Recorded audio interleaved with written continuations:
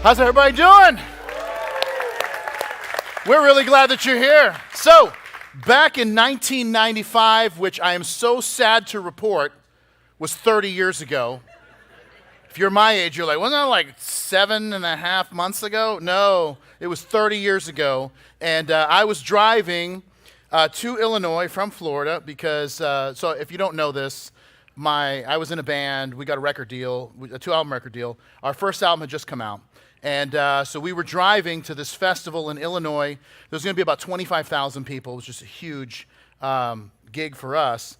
But I didn't travel with the band. I went with the guys, and then they dropped me off in Tallahassee so I could pick up my wife, where we were just dating at the time. She was in college.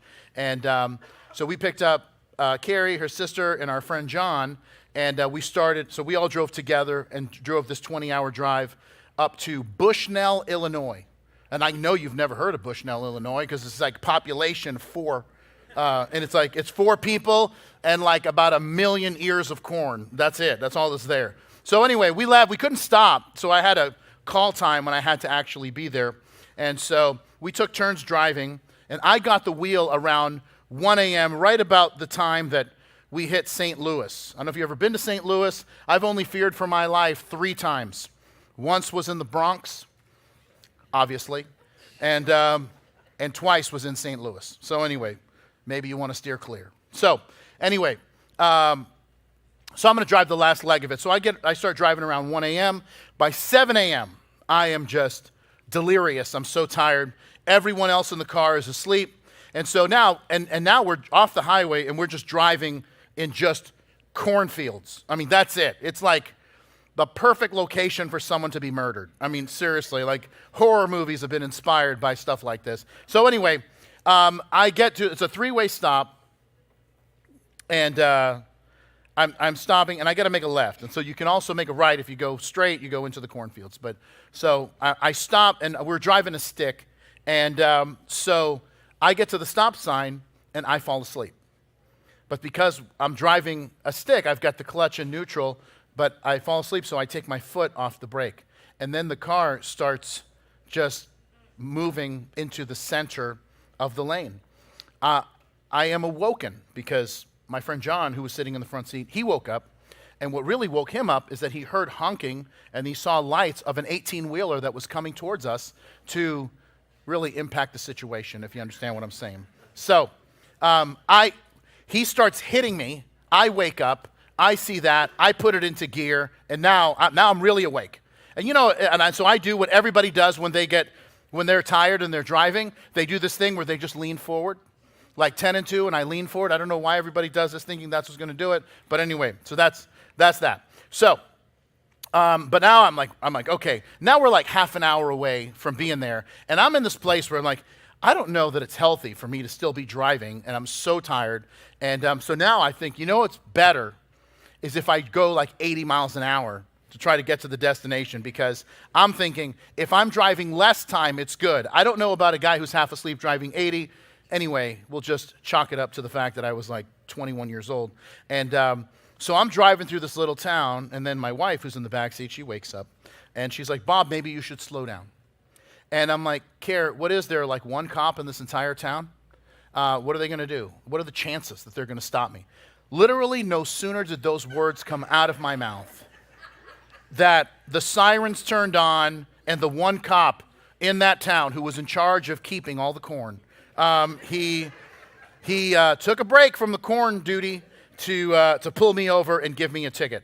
And listen, but it really is amazing that, like, what happens when you have faithful friends who are waking you up so that you don't get hit by a ticket, or encouraging you to slow down and be wise. Now, we've been working our way through the book of Philippians, and believe it or not, after today, we will be halfway done.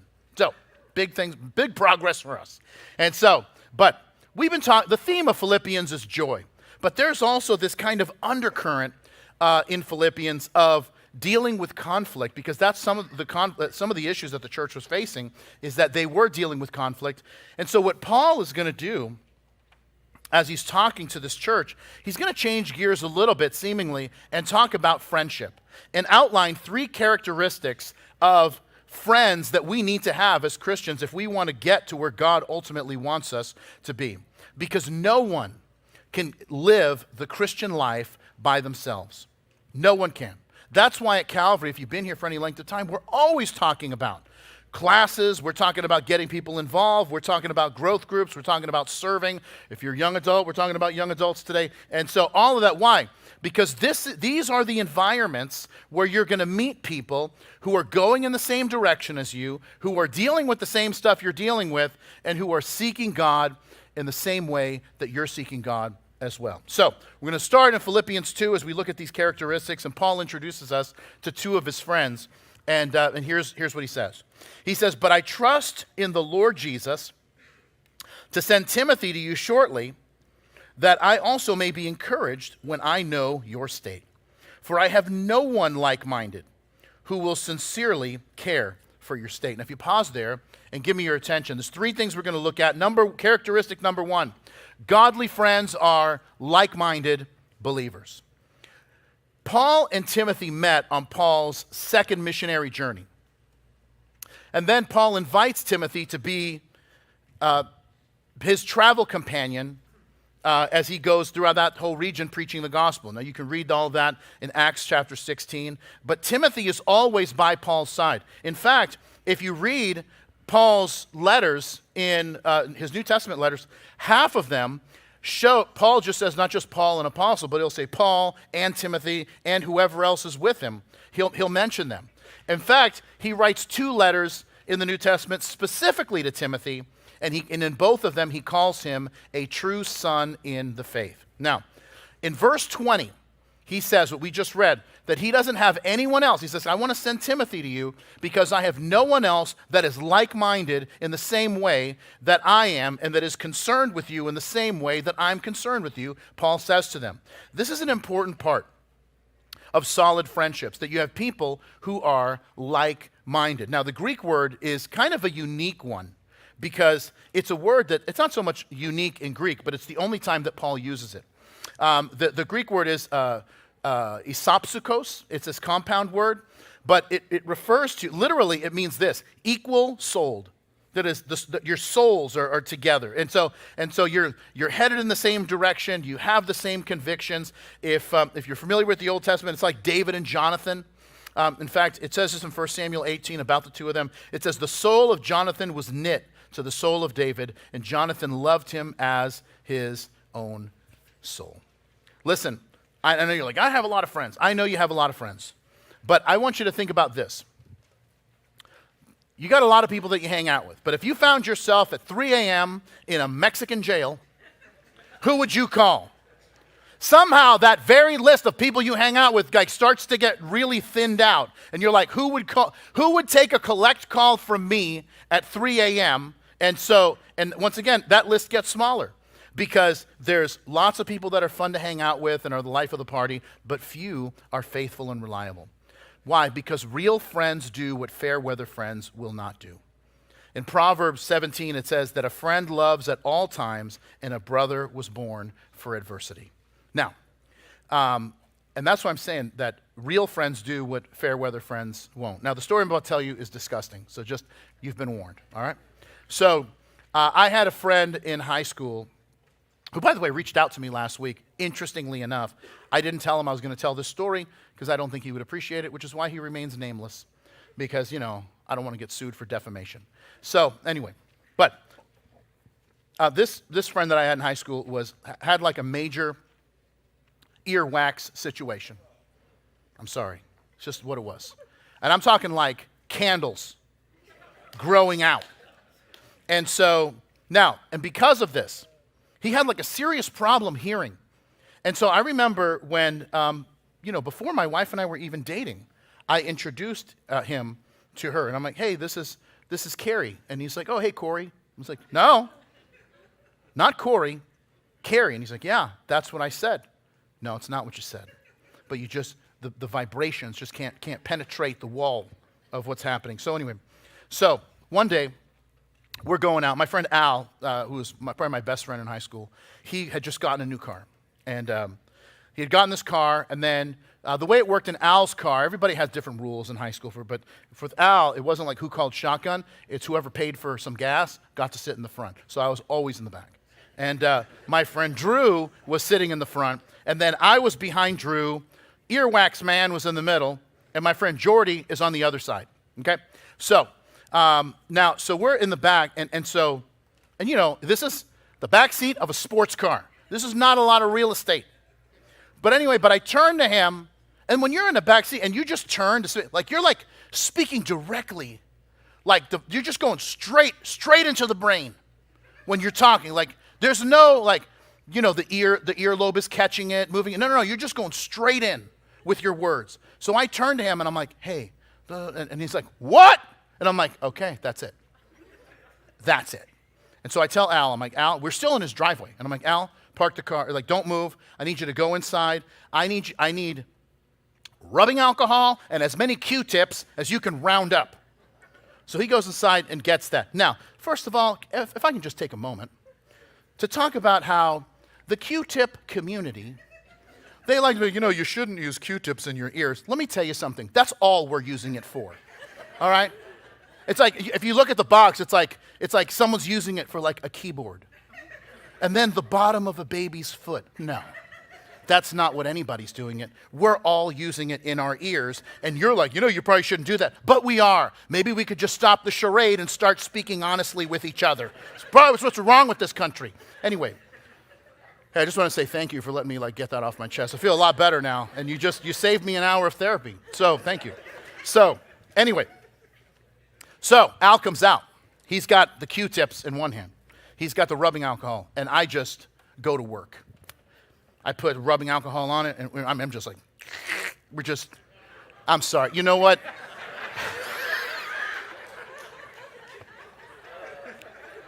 I think the sound effect might have been too much. Okay. Sorry. Sorry. I've been teaching all week. I've been out of town teaching all week. I'm like delirious. So, okay. So anyway, all right. Sorry about the sound effect. Okay. So what happens is I start going and we're digging. We're getting this out. And it becomes, so first of all, 21 Q-tips. Front and back. Okay. It got so serious that my friend Jordy, who was on the other side, opened the door and threw up in Al's driveway. In his defense, I did make him hold the used Q-tips because I needed both hands to work. And so anyway, after that moment, that kid, if a pin dropped 2 counties away, he could hear it. You know, he could hear it. He could hear anything. Why? And this is the thing. So people are like, hey, why don't you define friendship? You know what it is? Cleaning your buddy's earwax in the back of a Camaro. That's friendship, okay? This is friends that are doing what others won't do. And listen, and not only is this the kind of friends that you want, it's the kind of friend you want to be. Listen, you know, some of this takes some trial and error. But you got to find out, like, who your people are. And what I mean is that there are moments, like even if it's like, oh no, but like Christian people, yeah, but you're going to maybe go to a small group with some Christian people and you're going to be that kind of friend and they may not reciprocate. You know what that means? Those aren't your people. But when you do that and then you find that somebody else, like that becomes your people. C.S. Lewis wrote this really, really wonderful book. Like everybody talks about like Mere Christianity or Screwtape Letters and of course Chronicles of Narnia. But he wrote a book called The Four Loves, and he uses the 4 Greek words for love to talk about the different types of love that we experience in our life. And when he talks, there's a chapter that he has in the book on friendship. And he says that this is how friendship is born, is when 2 people meet each other and say, really, me too. That becomes the moment that they share some commonality, and that's where friendship is born. And so there's going to be moments where you just, once again, you meet somebody, and it's like, it's not me too, they're just not your people. But you just got to keep trying to find those people. And the more that you are that kind of friend that you want to have, the more likely you are to find those people and make the friendships that are going to last a lifetime. Listen, one of the things that I love, I have a list of things I don't love about getting older. But there are some things that I do love about getting older, and that is that I have friendships that I've had for more than 30 years. That's how you know you're getting older. Even my friendships are middle-aged. But like I have friends who like know my passwords. I mean, they could sell my house without me even knowing. I mean, they just know my stuff. And it's like, but we're friends. Like I was driving with my brother-in-law a while ago, and he had to stop at an ATM. And so he gives me the card, and he's like, "Here." I'm like, "Dude, please, I know the PIN." And he's like, "How do you know? How do you know my PIN?" And I'm like, "First of all, we've been friends for more than 25 years.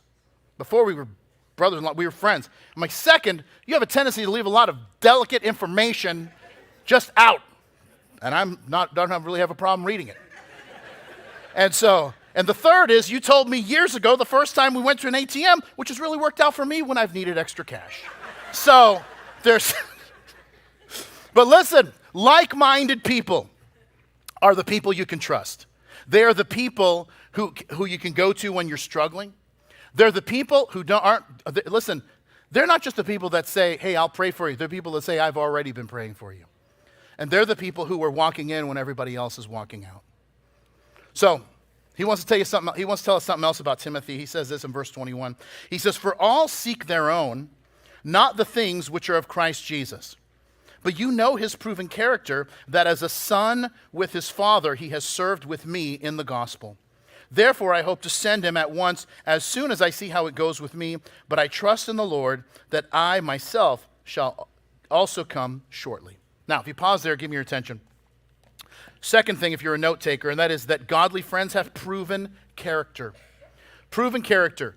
Paul is telling the Philippians, you can trust Timothy, not even just because he's saying, you have seen his proven character. You've seen how he is with me. You've seen how he is with others. He doesn't just talk a good game, but he is living out his convictions in a way that rightly reflects who Jesus is. Now, here's the thing that we have to understand, and this is where, by the way, we get hurt in relationships. There is the potential that people have, and there is the proven character that people have displayed. Now, the potential is when people are like, "Man, wouldn't it be awesome if they grew? They would be so great if they grew in their faith and matured." They have the potential to do really great things in their life for the Lord, with others. Proven character is different. Proven character is they've already matured. They've already proven that they're worthy of trust. Where we get hurt in relationships is when we give a level of trust to people who haven't proven it yet. And then they hurt us and we're like, "But I can't believe it. I thought they were Christian." Maybe they are Christians, but they just have the potential of doing something great in their life, but they haven't displayed it yet because they haven't matured yet. And we just trusted too soon. What we have to do is let people prove their character. And by the way, that does not mean, "Oh, you're just making people jump through hoops." No. What you're doing is you're seeing if their faith and their faithfulness is real. Do they keep their word? Do they uphold biblical values even when it costs them? Do they exhibit the fruit of the Spirit? And listen, Solomon would say it this way: "Many will say they're loyal friends, but who can find one who is truly reliable?" So about 6 years ago, I went to the grocery store. I was putting stuff away. This is in our old house.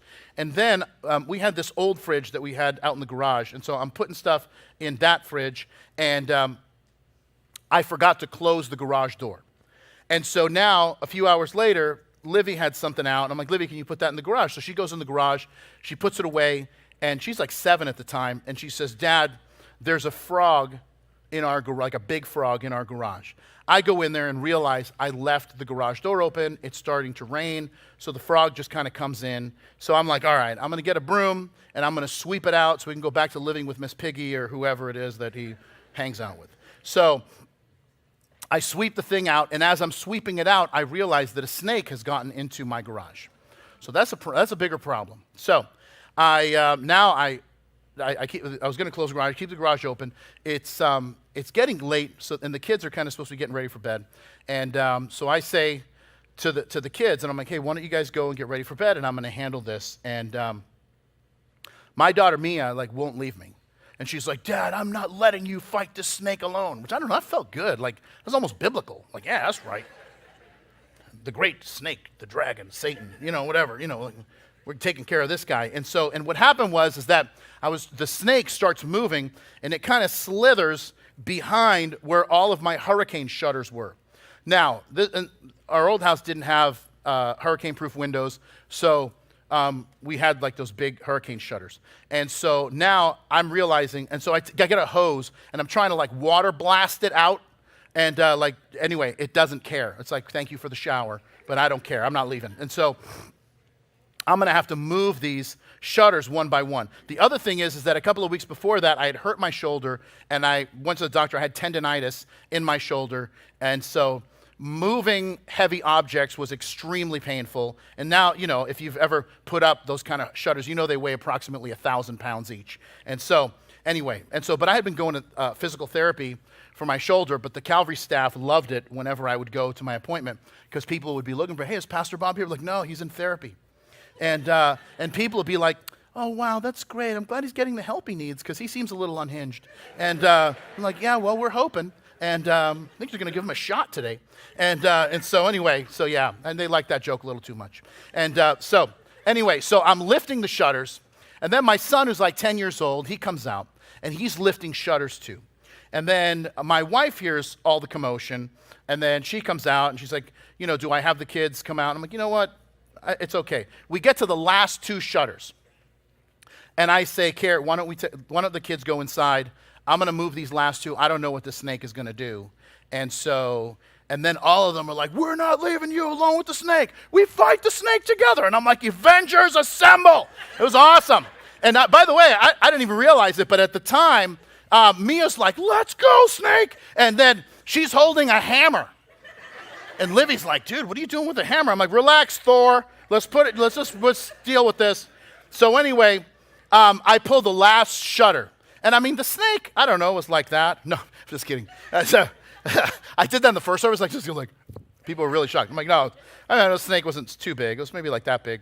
And, but it comes up hissing. Like, I move it, and it's like, oh, it's on. And I'm like, oh, it's on, because my son handed me a shovel. And I crushed that snake until his insides became outsides. And, which, by the way, felt very biblical to kill the snake. I just felt like, hey, you know, yeah, should have taken a lesson from me, Adam. And so anyway, so those of you that didn't get that joke, you really got to read a little more. All right. So, but anyway, but listen, this is what you're looking for in a friend. Like, no, we're not leaving. We're killing the snake together. And I'm telling you, this is why you've got to put yourself in environments where friendships can flourish. And that's why I'm saying, and I know, well, I have friends. I know you have friends. I'm talking about the right friends.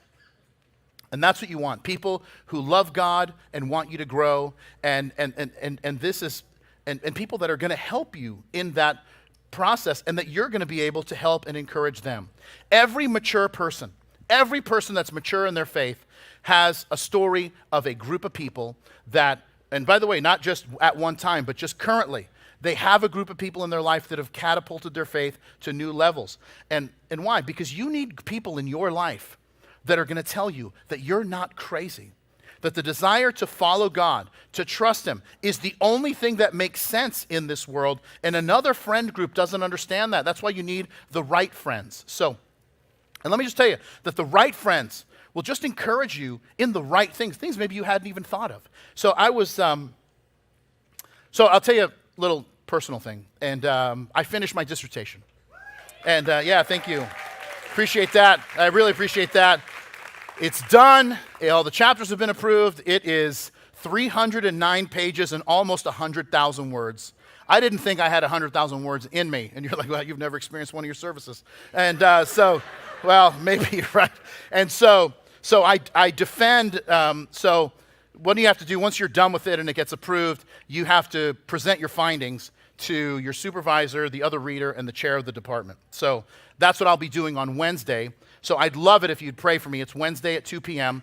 Yeah, thank you.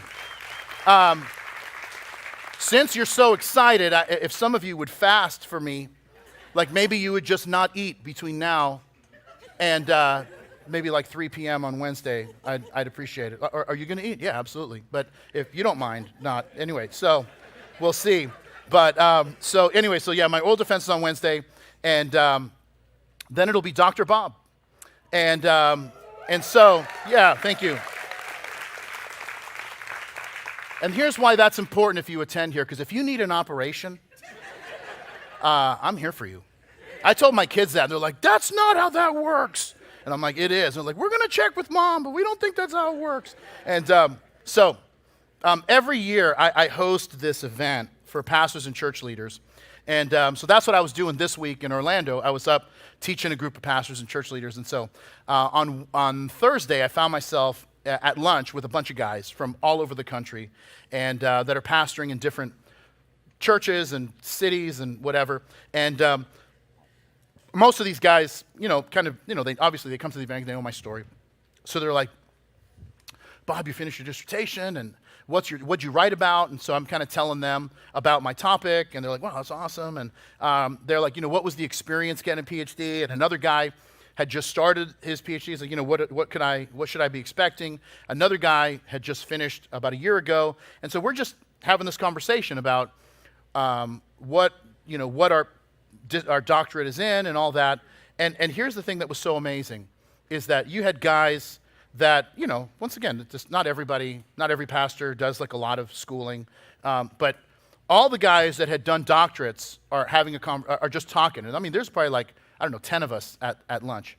And here's the thing that was so cool is that all of us, we're not like making a sales pitch. We're just like talking about what it meant to us, how much it blessed us, and how glad we are that we did it. And all the guys that were maybe just had undergrads, like you only went to school for 4 years, that's it. And no, we didn't say that. We were like, hey, that's cool, that's cool. And but they were all, at the end, they were so inspired. And they're like, all you guys talking about this, like I'm going home and I'm gonna go get a graduate degree. And listen, this is what you're looking for. You're looking for people that aren't just gonna like tell you what you should do, but their life is modeling what you should do. And that their life is, listen, not only through their words, but through their example, they are showing you a path of what your future could look like. Because it really is not possible to grow to maturity in your faith. I'm not saying it's like difficult. I'm saying it's not possible to grow to maturity in your faith without a group of people around you who are committed to the same cause of trusting God in every area of life. Well, Paul wants to introduce us to one more of his friends. Look what he says in verse 25.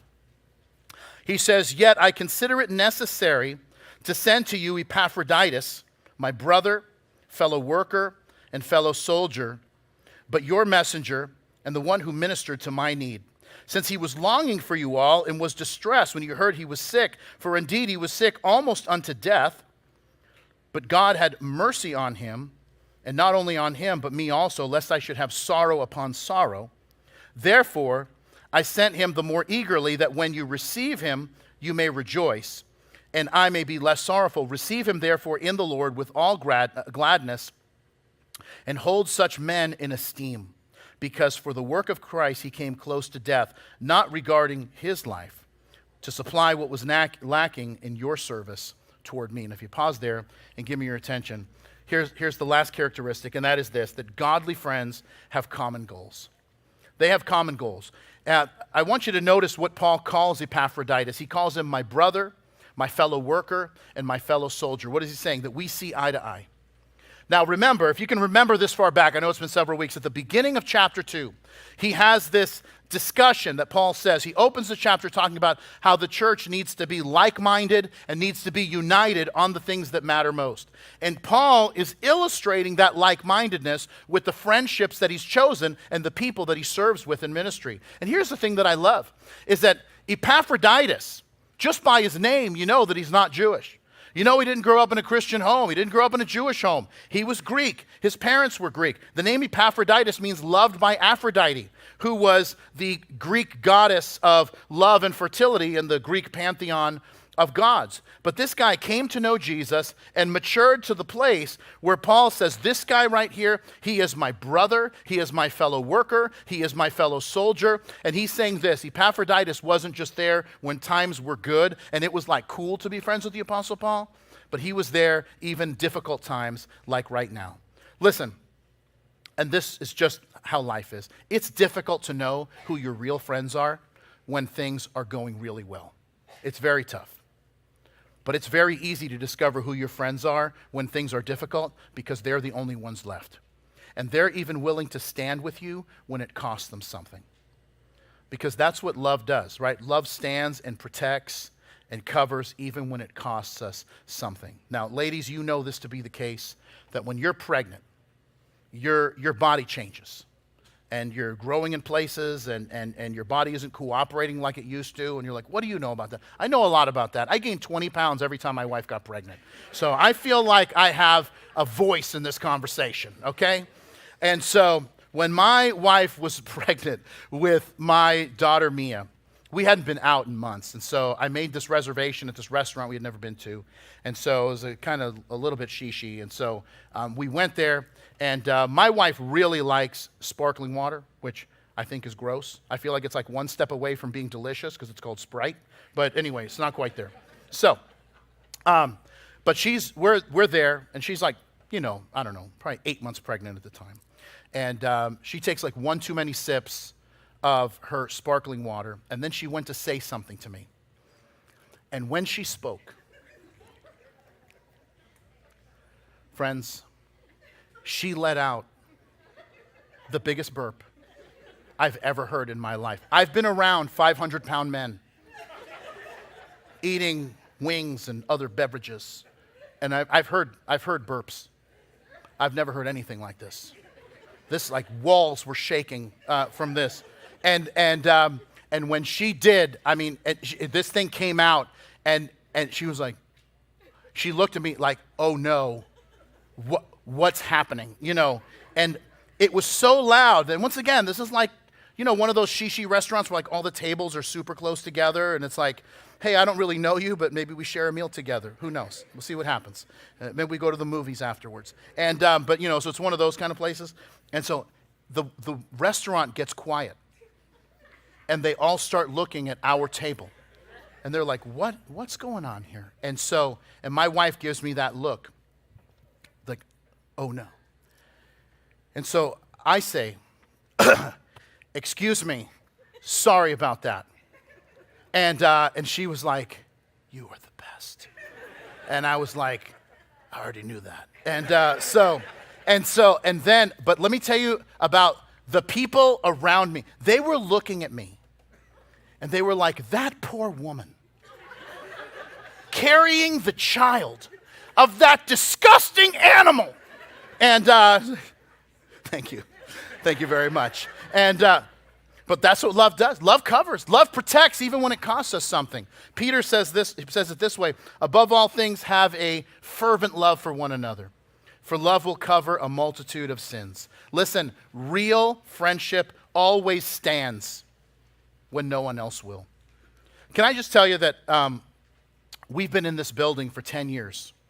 And, I'll tell you another thing too, is that things are starting to cook over here. It's taken a bit because we have to deal with the city and government employees and things like that. But we're getting all the comments back. We are probably about 60 days from having a permit in hand to start building this building here next door. So, yeah, we are. It would have been faster, but I just can't seem to make the people of the city of Miramar do their jobs. And so we had to actually hire this. This is not even a joke. I had to hire this. I don't know why I'm even telling you this, but just because we're talking about it. I had to hire this lady that's an expediter. And so she's telling me this. And when I met her, she's like, this is my job. My job is to be annoying. And I just go and annoy them until they do what they're supposed to do. And I'm like, there's really a job for everything. And listen, she's very good at her job because she annoys me. And I'm like, could we just like not talk anymore? Like maybe you just send me a letter, tell me what's going on. Anyway, but we're almost there. So it's like Jesus and the annoying lady is like getting us there. So anyway, hopefully she's not listening. And because if she is, I'm literally never going to hear the end of it. And but that's not even what I was talking about. So here's what happens. So when we built this building, one of the things that we found out is that There are walls that can easily be removed and it's not that big of a deal. There are other walls that cannot be moved under any circumstances because they're obviously what are called load-bearing, and the entire building now is in danger if those buildings get moved. And I just want to tell you that your life is much the same way.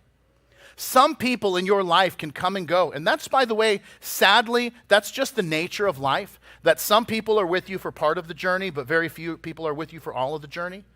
But the other thing is some people come and go, that's not a big deal, but others are vital for your growth and maturity. I want to share one last thing before we're done, and I just think it's so important. I want you to notice how Paul talks about Timothy and Epaphroditus. He's speaking to them as equals. He is complimenting them, saying how much they've helped him. He never once says, man, you won't believe what those guys were when I found them. He never says anything. All he talks about is how they have been a blessing to him. This is another part of friendship that I believe is so important, is finding people who are not just going to tell you the truth, but who are going to speak life into you. Here's what Solomon says in Proverbs chapter 12. Reckless words pierce like a sword, but the tongue of the wise brings healing. When we are sloppy with our words, it causes more problems than it helps.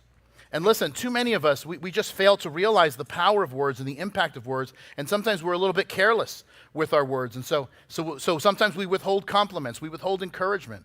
Don't be that person. Don't be like the husband that's like, when his wife says, you never tell me you love me. And the guy's like, I told you I loved you once. If anything changes, I'll let you know. And you don't want to be that guy. But listen, go out of your way to be generous with your words.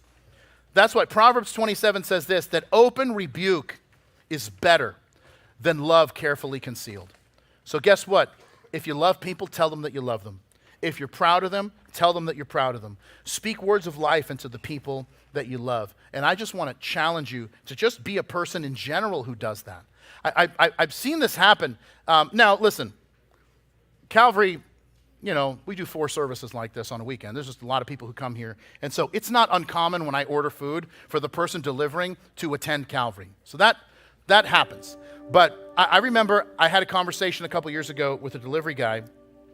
This is before all the apps. This is when you had to talk to people and hand them money and all that. So, but we had ordered some pizza and he was dropping off the pizzas. And I said, hey, can you come in for a second while I get the money? So he comes in and I go to get the money. And so when you walk into our entryway of our house, we just have a lot of pictures of our family and stuff. And he's like, wow, you have a lovely home and a beautiful family. And I could just say thank you. And many times people said that, oh, thanks so much. But I don't know. I just maybe saw a little of myself in him, just in this, he's just like a young guy trying to figure it out. And I just said to him, hey man, can I just tell you something? That 30 years ago, I was delivering food. I was a struggling college student, and I was delivering food, trying to pay for my education. And Jesus got a hold of my life. And here's why I'm telling you this, is because if you will walk with God and trust him, he will do in your life what I've seen him do in mine. And let me tell you that was so amazing. When I said those words to him, and this guy, I didn't know me. At least I didn't realize it at the time. But I said those words, and that guy just stood straight up. Like whatever hunched over he had, he got just the words of encouragement that someone spoke to him immediately made him stand up a little taller. Why? Just because someone decided to speak a blessing into his life. And I said that to him, and he said, hey, are you the pastor of Calvary? And I'm like, I am. Let me give you a little extra tip. I want to keep my testimony good. And so, listen, here's the point.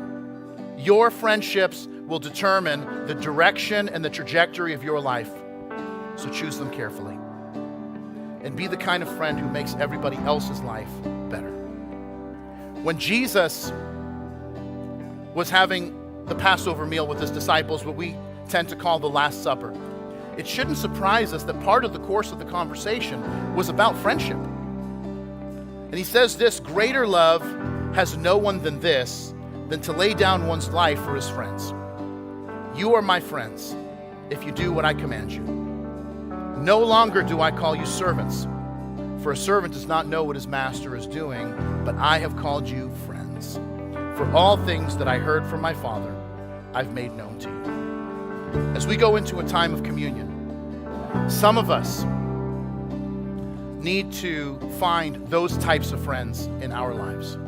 And this becomes our moment to ask God to bring those people into our lives. Some of us need to let go of some friendships that have been leading us down a path we don't want to go. And here's what we need to do. We need to ask God to give us strength and wisdom to make the right choices when it comes to these friendships.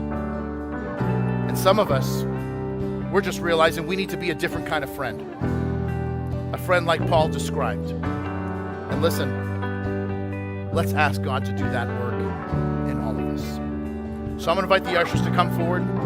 They're going to hand out the communion elements, and I'm going to encourage you to hang on to them because we're going to partake of them together as Pastor George and the band lead us.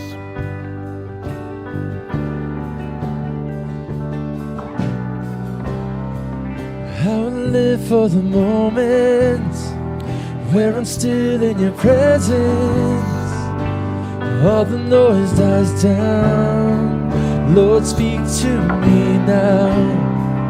You have all my attention. I will linger and listen. I can't miss a thing. Lord, I know my heart wants more of you. My heart wants something new, so I surrender all. 'Cause all I want is to live within your love, being done by who you are. My desire is to know you deeper. Lord, I will open up again, throw my fears into the wind. I am desperate for a touch, 'cause all I want is to live within your love, be undone by who you are. My desire is to know you deeper. Lord, I will open up again, throw my fears into the wind.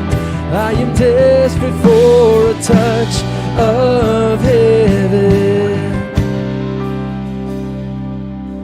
Paul says in 1 Corinthians, "For I received from the Lord that which I also delivered to you, that the Lord Jesus, on the same night in which he was betrayed, he took bread. When he had blessed it, he broke it and said, 'Take, eat.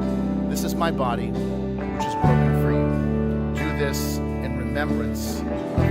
Let's partake of the bread together.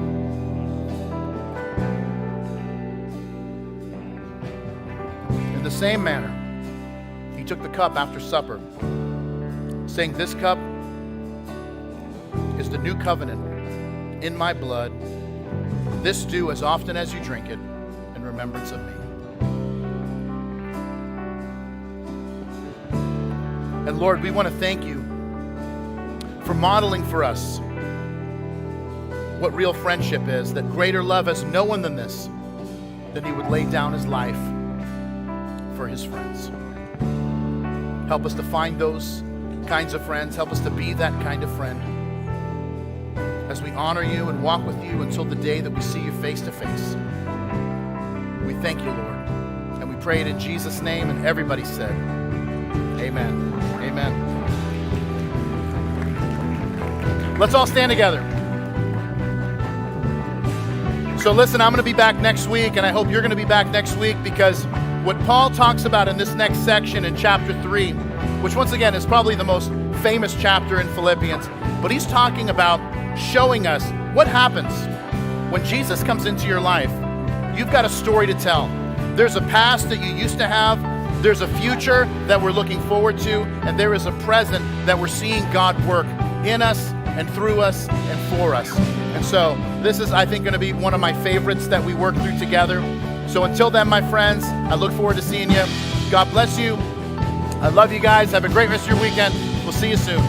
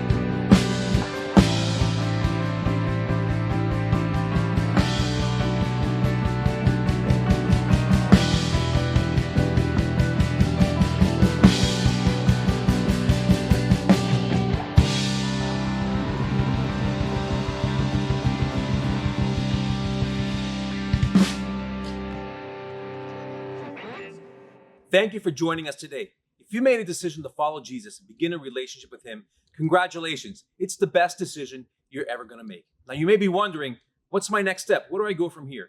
Here's what I want to encourage you to do. Go ahead and click on that first link below, and we'll send you this book. It's called Begin. It's written by Pastor Bob, and it's going to help you take those first steps on your new journey of faith. So remember, to stay up to date with everything happening here at Calvary, make sure you follow @MyCalvary on Instagram and Facebook. So until next time, we love you. We're praying for you. God bless you.